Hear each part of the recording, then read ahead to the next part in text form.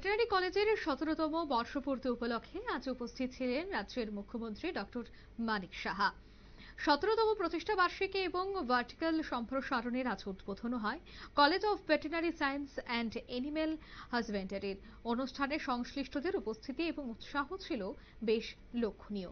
17তম প্রতিষ্ঠা দিবস আজ পালন করা হয়, যেখানে মুখ্যমন্ত্রী ছাড়া উপস্থিত ছিলেন মন্ত্রী সুধাংশু দাস, পশ্চিম ত্রিপুরা জেলা পরিষদের সহ সভাপতি বিশ্বজিৎ শীল, বিধায়ক রতন চক্রবর্তী, ভেটেরিনারি কলেজের অধ্যাপক সহ অন্যান্যরা। আজকের এই উদ্বোধনী অনুষ্ঠান থেকে কি বলছেন রাজ্যের মুখ্যমন্ত্রী শোনাবো একবার। কাজে যারা শিক্ষক আছে তারাও কিন্তু আন্ডার এস্টিমেট করলে চলবে না যে স্টুডেন্টরা জানে না, কম জানে আমার থেকে। আমি যেটা বলবো তাই। কাজে এই যে একটা কম্পিটিশন, এর মধ্যে যেহেতু টিচার্সদের মধ্যে এদের এক্সপিরিয়েন্স অনেক বেশি, কাজে ন্যাচারালি তার পক্ষে যে জিনিসটা জানা এবং তার পক্ষে ডেলিভারি সিস্টেমটা অনেক স্ট্রং হবে, কনফিডেন্স লেভেলটা অনেক বেশি হবে। তো তার থেকে যে শিক্ষা আমাদের স্টুডেন্টরা পাবে, সেটা আগামী দিন আমার মনে হয় যে আমাদের ত্রিপুরার জন্য একটা উন্নত মানের এখানে ইনস্টিটিউশন হবে।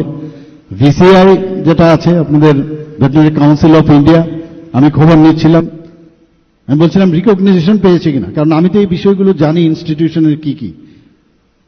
বলছে না, ওটাকে ওই লেটার অফ পারমিশন বা আপাতত দেওয়া হয়েছে, ফ্যাকাল্টি যদি হয়।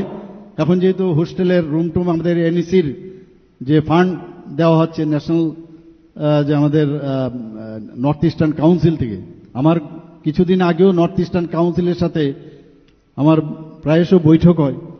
সেখানেও আমরা দেখেছি, সেখানে আমরা যখন আমাদের অর্থনৈতিকের কথা যদি আমরা দুধ, ডিম এবং মাংসের, আমাদের ত্রিপুরা কিন্তু খুব ভালো পজিশন আছে। আজকে ভেটেরিনারি সায়েন্স যদি উন্নত মানের হয়, তবে এই যে আমাদের যেমন এখানে ত্রিপুরাতে ডিমের মাথাপিছু প্রাপ্যতার পার ক্যাপিটা যে অ্যাভেলেবিলিটির দিক দিয়ে নর্থ ইস্টার্ন জোনের মধ্যে কিন্তু আমরা সর্বপ্রথম এখন। এটা আমাদের জন্য একটা গৌরবের বিষয়। কিন্তু বসে থাকলে হবে না, এখান থেকে যারা ফ্যাকাল্টিরা আসবেন আমাদের তাদেরকে যে পশুপালক থেকে শুরু করে তাদের প্রপার ট্রেনিং দেওয়া, এবং যারা পশু পাখি তাদেরকে কিভাবে।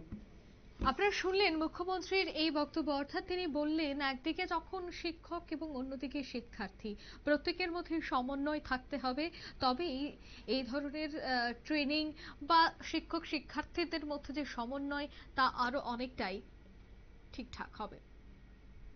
নিয়ে নিচ্ছি ছোট্ট একটি বিজ্ঞাপন বিরতি, সঙ্গে থাকুন।